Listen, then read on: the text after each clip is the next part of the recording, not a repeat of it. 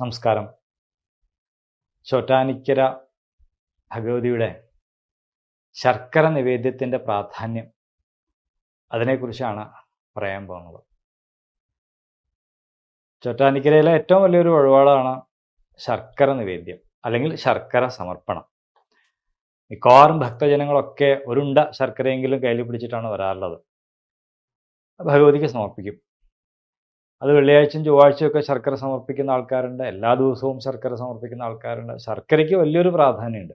ഒരു ശർക്കരമയാണ് ഭഗവതിയുടെ പല കാര്യങ്ങളും. ഇപ്പോൾ ശർക്കര പറയുണ്ട്, ശർക്കര കൊണ്ട് പറ വയ്ക്കാം.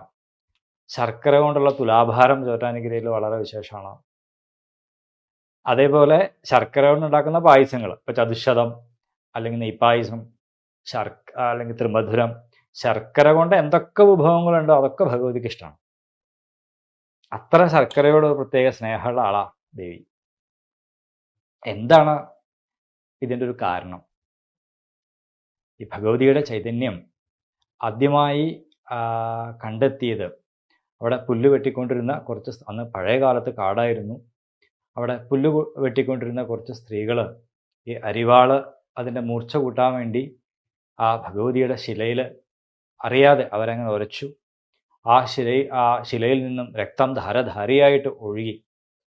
അത് കണ്ട് ഭയപ്പെട്ട് അവരടുത്തുള്ള ഓടിച്ചെന്ന് അവിടെ അടുത്തുള്ള അന്ന് എടാട്ട് മന എന്നാണ് പറയുക പഴയ കാലത്ത്, ആ എടാട്ട് മനയിൽ അവിടുത്തെ കാരണവരോട് ചെന്ന് ഈ കാര്യങ്ങൾ പറഞ്ഞു. വളരെ തപസ്യായിട്ടുള്ള അദ്ദേഹത്തിന് കാര്യം വേഗം തന്നെ മനസ്സിലായി. സാക്ഷാൽ ജഗദംബിക ആ ചോറ്റാനിക്കര കുന്നിൽ ആവിർഭവിച്ചിരിക്കുന്നു എന്ന് അദ്ദേഹത്തിന് മനസ്സിലായി.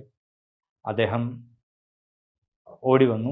ആ ഓടി വന്ന തിരക്കിനിടയ്ക്ക് പല സാധനങ്ങളൊക്കെ എടുക്കാൻ മറന്നുപോയി. അപ്പോൾ രക്തം ഇങ്ങനെ പ്രവഹിക്കുകയാണ്.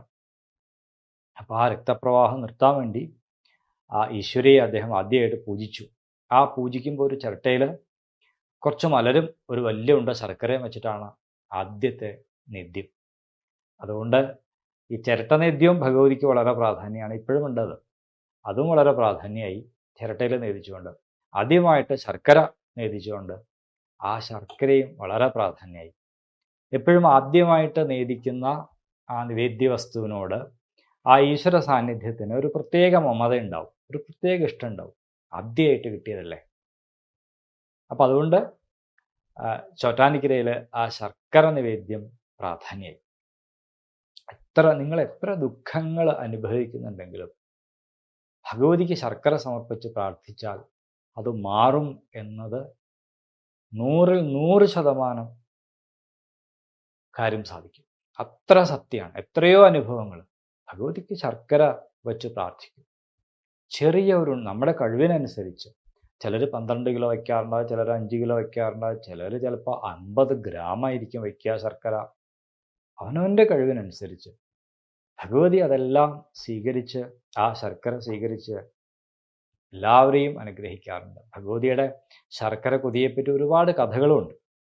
ഇപ്പോൾ ഗുരുവായൂരപ്പന് ഈ കുന്നിക്കുരും ആനയൊക്കെ എത്ര ഇഷ്ടമാണോ അതുപോലെ തന്നെയാണ് ചോറ്റാനിക്കരമ്മയ്ക്ക് ശർക്കര. ശർക്കരയെ തൊട്ട് കളിക്കാൻ മാത്രം ഭഗവതി സമ്മതിക്കില്ല. പറയും എന്ത് വേണമെങ്കിലും എടുത്തുകൊണ്ട് പോക്കോട്ടെ, ഭഗവതിക്ക് അതൊന്നും വലിയ കാര്യമില്ല. ശർക്കര തൊടാൻ പറ്റില്ല, പിന്നെ സ്വർണവും തൊടാൻ പറ്റില്ല. കാര്യം സ്ത്രീ ആയതുകൊണ്ട് കുറച്ച് അതിനോടൊരു പ്രത്യേക മമത ഉണ്ടാവുമല്ലോ. അതുപോലെ ശർക്കര. അപ്പോൾ അത്ര പ്രധാനപ്പെട്ട വഴിപാടാണ്. ഭഗവതിക്ക് ആദ്യം നേദിച്ച നിവേദ്യ വസ്തു എന്ന പ്രാധാന്യവും ധാരാളം അനുഭവങ്ങളിലൂടെ ഭഗവതിക്ക് ഏറ്റവും പ്രിയപ്പെട്ട നൈവേദ്യം എന്ന നിലയിലും ചോറ്റാനിക്കരയിലെ ശർക്കര സമർപ്പണം വളരെ പ്രാധാന്യം ഉള്ള ഒന്നാണ്. ഇത് സാധാരണഗതിയിലുള്ള ഒരു കാര്യം പറഞ്ഞു എന്നുള്ളൂ. ഇനി കുറച്ചും കൂടി ഇതിൻ്റെ സൂക്ഷ്മമായിട്ട് നോക്കുമ്പോൾ, ഇപ്പോൾ ലളിതാ സഹസ്രനാമത്തിൽ പറയുന്നുണ്ട് ഗുഡാന്നപ്രീത മാനസ. ഗുഡം എന്ന് പറഞ്ഞാൽ ശർക്കര, ഗുഡാന്നം എന്ന് പറഞ്ഞാൽ ശർക്കര കൊണ്ട് ഉണ്ടാക്കുന്ന അന്നം, അതായത് പായസം. പായസത്തിൽ ദേവിക്ക് പ്രീതമാനസിയാണ്. ആ ദേവി സന്തോഷിക്കും. മറ്റൊന്ന്, ദേവിയുടെ കയ്യിലെ ആ വില്ല് കരിമ്പിൻ്റെ വില്ലാണ്. ആ കരിമ്പിൽ നിന്നാണ് ഈ ശർക്കര ഉണ്ടാക്കുന്നത് തന്നെ. ആ കരിമ്പ് മനസ്സിനെ പ്രതിനിധാനം ചെയ്യുന്നു. ആ മനസ്സിൽ നിന്ന് ആവിർഭൂതമായിട്ടുള്ള മധുരമാണ് ശർക്കര. അതായത് കരിമ്പിനെ, ആ കരിമ്പ് വില്ലിനെ മനസ്സായിട്ട് സങ്കല്പിച്ചാൽ അതിൽ നിന്നും ആവിർഭൂതമായിട്ടുള്ള ആ മധുരം ആണ് ശർക്കര. അപ്പോൾ നിങ്ങൾ ശർക്കര സമർപ്പിക്കുന്നതിലൂടെ നിങ്ങളുടെ മനസ്സിനെ പൂർണ്ണമായും നിങ്ങൾ ദേവിയിൽ സമർപ്പിക്കുന്നു. അതാണ് ശർക്കര സമർപ്പണത്തിൻ്റെ ഒരു ഐതിഹ്യം.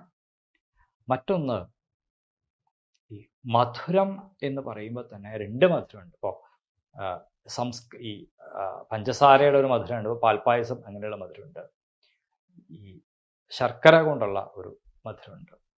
ഈ പൊതുവെ ശാക്തേയ സ്വഭാവത്തിലുള്ള ദേവീ സങ്കല്പങ്ങൾക്കെല്ലാം തന്നെ ശർക്കര കൊണ്ടുള്ള പ്രാധാന്യം, പായസത്തിനും ഒക്കെയാണ് പ്രാധാന്യം. കാരണം ശർക്കര കുറച്ച് രാജസം കൂടിയാണ്. അതായത് ശക്തിസ്വരൂപിണിയായ ഭഗവതി ആ ശക്തിയുടെ വിജൃംഭിതാവസ്ഥയിൽ നിൽക്കുമ്പോൾ ആ ശർക്കര കൊണ്ടുള്ള അന്നം, ശർക്കര കൊണ്ടുള്ള നേദ്യം ഭഗവതി ഇഷ്ടപ്പെടുന്നു. ശർക്കരയ്ക്ക് ഒരുതരം ലഹരി തന്നെയുണ്ട്.